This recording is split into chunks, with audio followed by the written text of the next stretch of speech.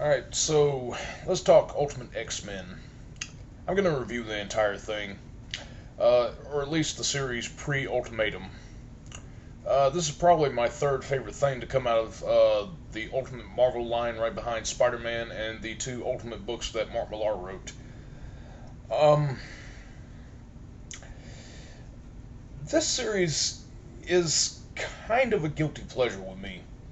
Because as far as a lot of the terms of the characters and what they do with them and their reinterpretations of certain X-Men events, characters, or storylines, um, it's a guilty pleasure with the appeal of a reality TV show.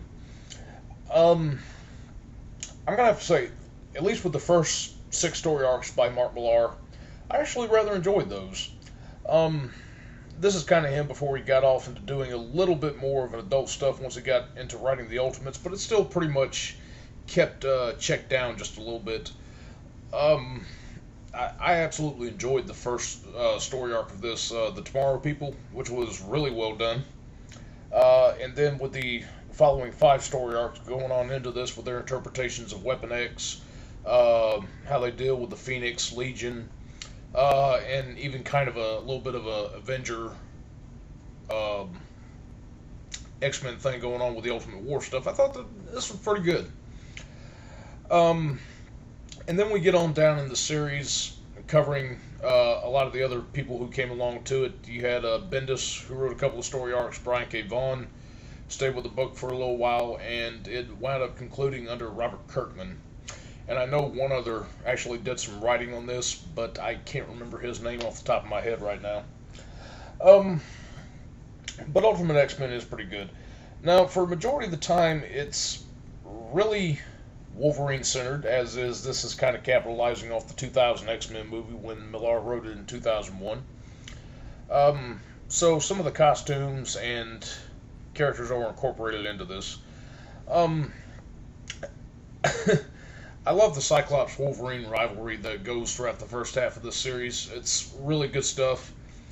Just them sort of fighting over Jean Grey in the beginning, and well, actually, it's kind of in the second story arc that, or actually, I think towards the end of the first story arc that Jean and Wolverine are kind of sleeping around, and then it just completely falls apart in between them, and Jean is kind of just, slowly waiting on Cyclops to just turn around and take interest in her. Um,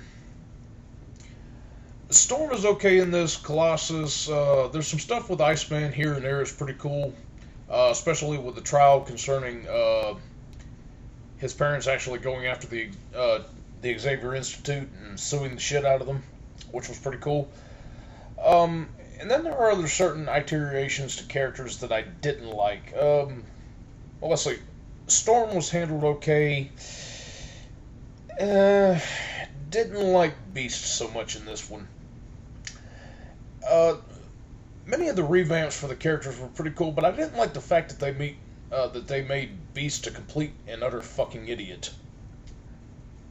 Case in point, which is that there's kind of a story which takes place towards the end of Millar's run where Beast is actually, well, he and Storm are on again, off again dating, and then when there's a big off point for him, he starts talking to who he thinks is a girl over the internet, starting to spill all of the X-Men's secrets.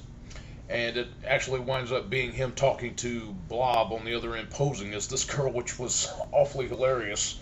But it just, I actually rather liked Beast in the main continuity, and I don't know, this is one iteration which might have worked and made other people laugh, but this is one that I really didn't care for. Um, and just some of the other what they did with the characters in here, like if people go back to the movie about well, the X3 movie, and bitching about how the Juggernaut was portrayed as a mutant in there, Millar made him a mutant in this one, and I have no problem with that. But his character and just the appeal of the villain is kind of throwaway, although I did like his death scene at the final issue of the series once Ultimatum got underway, and their little tie-in was pretty good. Um, I thought there was a lot of interesting back history about what they did with Charles Xavier throughout the course of this, concerning you know, his love life and just how he seems to be getting around a lot of times. He wound up fucking the ultimate version of Emma Frost. Had Legion, who actually went crazy, and Colossus wound up killing him, which was pretty funny. And I think he was actually boinking Mystique at one point. I might be wrong about that. But the series on the whole is pretty good. It's a guilty pleasure with me. I actually did read this a little bit on and off again when I was 19 and 20. And looking back on it, the Ultimate X-Men is kind of a hard thing because when it was coming out, it was not a very consistent series. Sometimes it would take breaks from the X-Men and focus on one particular character, which was fine. But it kind of had this thing which the current series was doing right now, which is that it's a little bit hard to follow in a monthly format when you have one issue coming out once a month. And it flows much better when you're reading it through trade. So now that everything obviously is collected and traded, it can be a much easier read. Some of the stuff that they did with the villains in here, you can either like or dislike. I was pretty cool with what they did with Sabretooth. Deathstrike was kind of a complete throwaway. I'm a little on the fence about how they handled Sinister in this, but just how they built up to him becoming the avatar for the ultimate version of Apocalypse, which by the time Kirkman got to the Apocalypse story, that was a badass story. And probably really one of my favorite things about this series, just not really well. Kirkman didn't really have a good handle on the X-Men characters to me when he was writing, but he could certainly throw down some good action. I think probably the biggest thing that stuck out about this to me is how Magneto was handled in this series, or at least under how he was created under Mark Millar. The Magneto of the Standard Universe, him and Xavier are enemies, but they're still friends who have enough camaraderie and respect for each other, which was a very interesting hero-villain relationship that they had.